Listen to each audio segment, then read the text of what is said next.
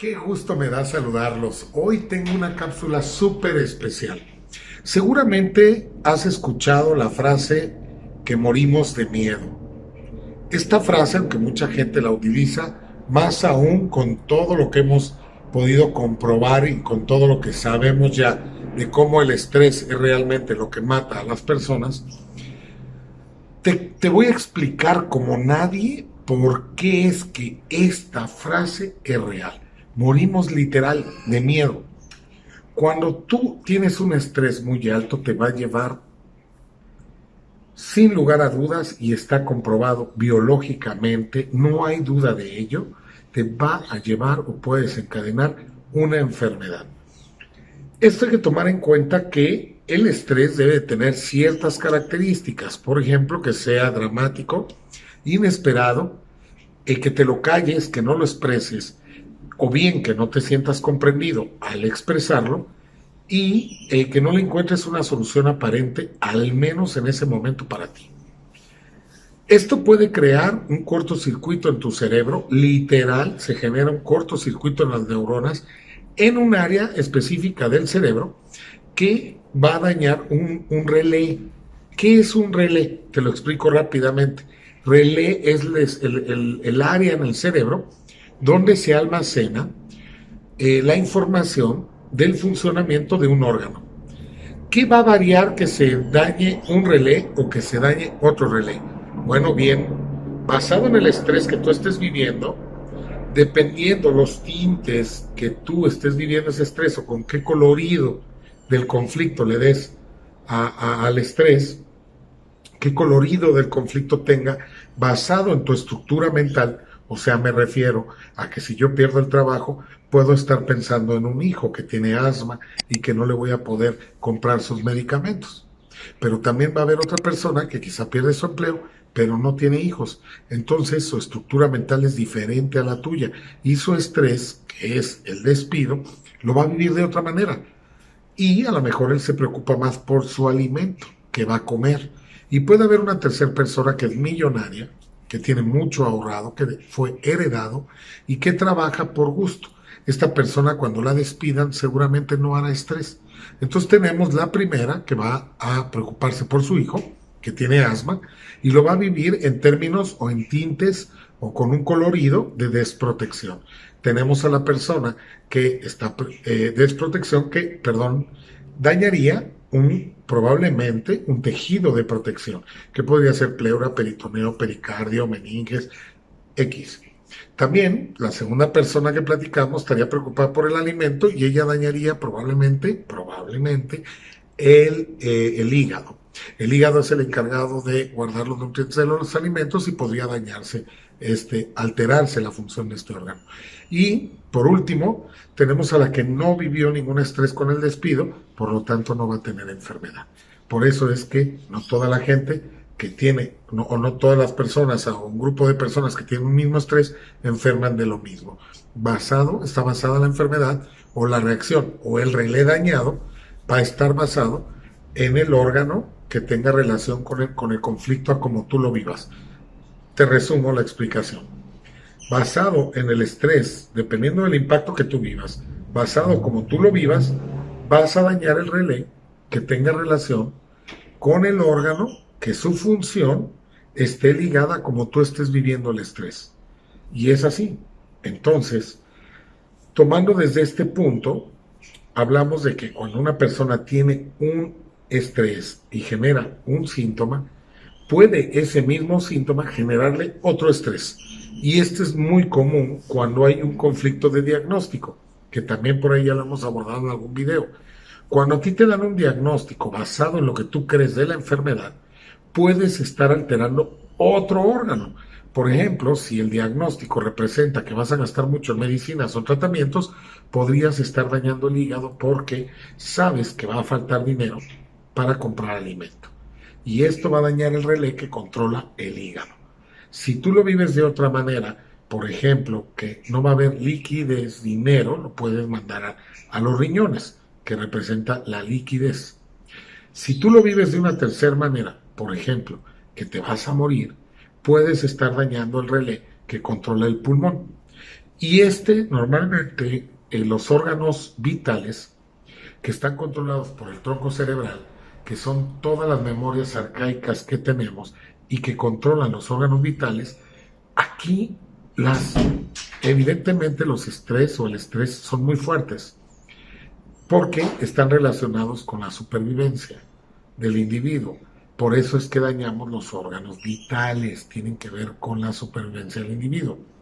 Pero en específico, el órgano del pulmón es el órgano encargado de la vida, el que nos lleva a respirar y a mantenernos vivos en todo momento. Sin el aire que representa la vida, la libertad, la vida, etc., sin el aire no estaríamos vivos. Inclusive, para sobrevivir de un evento de riesgo o donde nuestra vida esté en peligro, requerimos inmediatamente del pulmón, porque el pulmón es el que nos va a dar el oxígeno y, como memoria arcaica, huyendo de un conflicto, requeriríamos mucho más oxígeno. Y digo como memoria arcaica porque el cerebro no distingue un diagnóstico de un cáncer a me viene persiguiendo un tigre, por ejemplo, o un león. En los dos casos estoy en peligro de muerte. Por lo tanto, se daña o se altera. En este caso se daña, perdón por el portazo, está haciendo aire aquí, se daña el relé que controla el pulmón. Y lo que va a hacer ese cortocircuito va a alterar el pulmón, que en este caso lo que va a buscar, porque aparte que es lo que no hemos comprendido y no nos quiere quedar claro, pero mucha gente ya está cayendo en conciencia de que esto es real. Lo que va a hacer el cerebro por sentir supervivencia, no por hacerte un daño, lo que está buscando es poner al órgano en condiciones. Se daña el relé, se altera el órgano y lo que va a buscar es aumentar la función del pulmón. En todos los órganos vitales, lo que buscamos cuando estamos en estrés es aumentar la función de los órganos, siempre aumentarla. En el caso del pulmón no es la excepción. Lo que va a suceder es que se van probablemente a multiplicar los alvéolos pulmonares para tener más y que sean más grandes y puedan captar más oxígeno. ¿Para qué? Para que tú puedas huir de ese peligro que representa la muerte. En este caso, el diagnóstico. Si tú no detienes este miedo, los alvéolos van a seguir multiplicándose. Evidentemente va a generar un conflicto de respiración.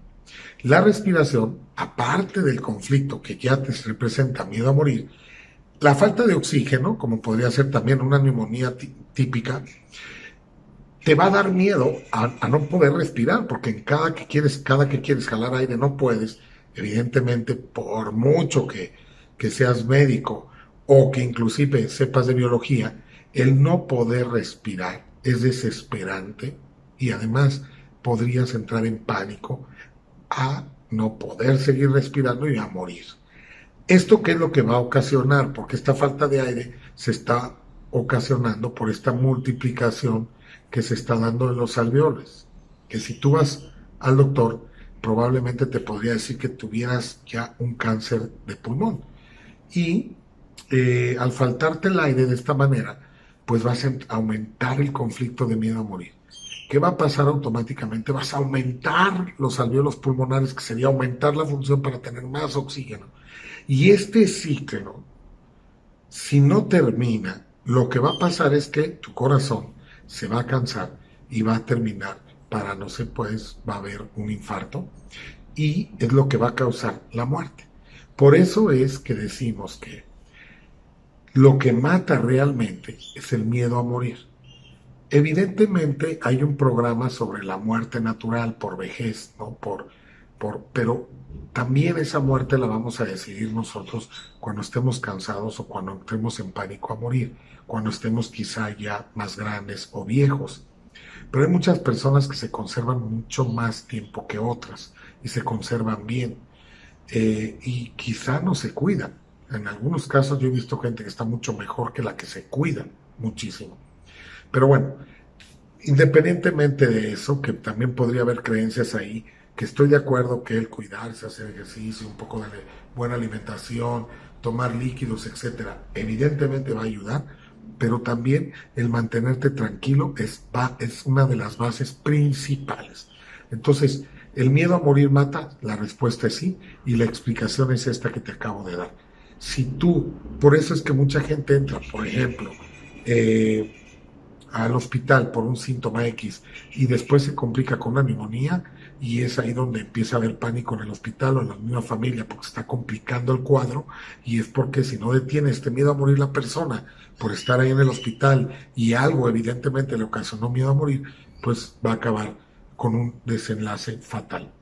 Pero si la persona toma tranquilidad, está en un lugar bien, está bien atendido, muy probablemente se recupere. Yo hablaba con un doctor, con una doctora Fabi, que trabaja aquí con nosotros, mi compañera y amiga además, y su esposo, y me decía que cuando, su esposo Iván, me decía que cuando ya las personas ya grandes hablan con ellas y les piden que se suelten, que ya, pues ya están grandes, les dan un poco de terapia para que estén tranquilas, que no tengan miedo, que ya suelten todo y que si quieren morir puedan morir en paz. Pasa exactamente lo contrario. La persona suelta el miedo, se suelta de la vida, pero ¿qué creen? Empieza una recuperación. Y me contaba ella que muchas personas con este aislamiento del miedo, muchas personas que están en el hospital, que están, eh, ¿cómo se llama?, graves, cuando hablan con ellas, les piden que se suelten, en vez de morir, se recuperan.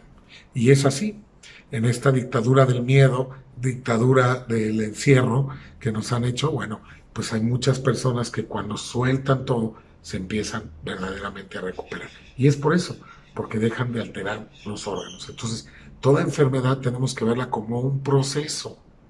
Cuando comprendemos los procesos, que es lo que explicamos en los diplomados, cuál es el proceso de la enfermedad, desde si estás en fase de estrés activo para detenerlo, o si estás en una fase de estrés, perdón, de recuperación, que sería la fase de reparación. ¿Para qué? Pues para comprender y mandar a la persona a reposo. ¿Por qué? Porque el reposo, el dormir, es el que va a facilitar la fase de reparación, porque siempre la enfermedad se divide en dos partes. Entonces, cuando comprendemos estas fases y en qué fase está cada enfermedad, basado evidentemente en las capas embrionarias, basado en los órganos, si son vitales, de estructura, tejidos de protección, etcétera, podemos ya saber de antemano si la persona está estresada o ya está reparando. Y podemos tomar una mejor decisión de lo que se debe de hacer. Y no con esto estoy diciendo que se dejen las medicinas, o aquí nunca, nunca, nunca, nunca, créanmelo, le hemos recomendado a una persona que deje su medicamento o que ya no vaya al médico, o lo hemos dicho que se dé de alta solo, o hemos dado de alta a personas. Jamás. Aquí lo que vemos es en qué etapa está la enfermedad y apoyamos a la persona para que comprenda esa fase, la viva con más tranquilidad y se recupere mucho más pronto. Pero todo este trabajo es mental. Evidentemente, para que esto funcione, la persona debe de estar consciente cuando viene a la consulta y debe de estar a la par con lo que estamos diciendo, pero para ello siempre, yo al menos a la mayoría de las veces, les explico qué es y qué es lo que hacemos para que ella tome conciencia de la terapia que va a recibir, que no está en nosotros la sanación, sino en ellos, y que esto de alguna manera le lleve a la comprensión, en segundo término, de la fase de su enfermedad, y que la pueda vivir de manera distinta como la está viviendo, para favorecer la recuperación. Es así de sencillo. Bien, entonces te dejo.